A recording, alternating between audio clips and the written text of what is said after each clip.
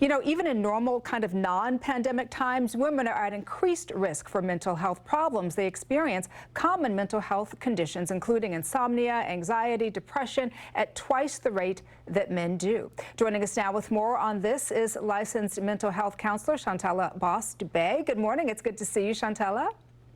Good morning, Danielle. You as well. Okay, so, you know, I think this is so fascinating because I often think about how much women have to juggle, and it's nothing against men, but when you talk about working moms and you talk about kids and you talk about keeping the household in order and all of these things we have to do, is that part of the reason why women are at increased risk for kind of these mental health issues? Because sometimes we feel like we have to hold it all together for everybody else around us.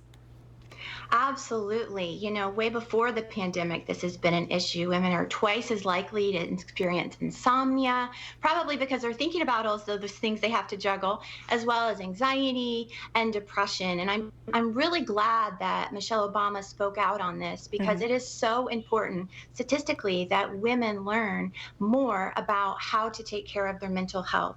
There are also biological factors, of course, involved with the childbearing years, with menopause, and the societal factors like you were talking about. There's this expectation that a woman should run the house, take care of all the kids, have a thriving career while looking perfect. That's the other thing. There's all these external expectations of what a woman should be.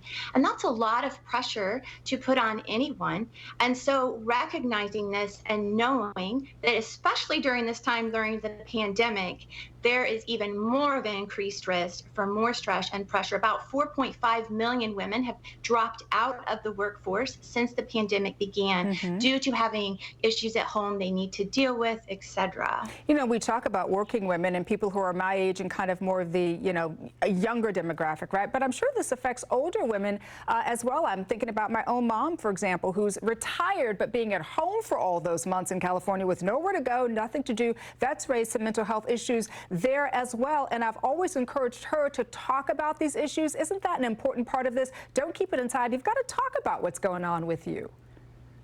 Yes, exactly. Talking about it and expressing it, because otherwise we feel like we're all alone. We're like a duck above water, but we're paddling like crazy. So when we feel like we have camaraderie and that we're not alone, we can problem solve ways of coping, and we can also build more of a sense of community. And it's really important that women have that sense of community, especially during the pandemic. It's difficult because there's a lot of social isolation, and women are very social creatures. So talking about it and having support is very important. Oh, absolutely. And so what can be done then to increase women's mental health at home and at work? Because sometimes we've got to do both, right? We're juggling a lot of things. So what can be done to increase kind of our awareness about mental health?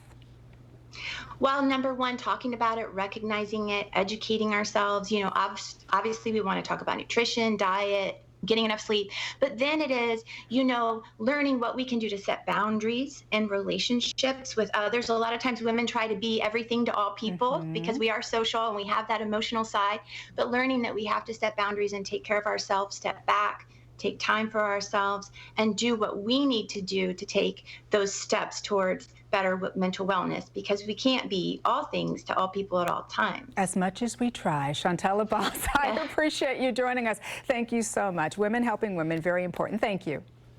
Thank you. Andrea. New this morning, some people are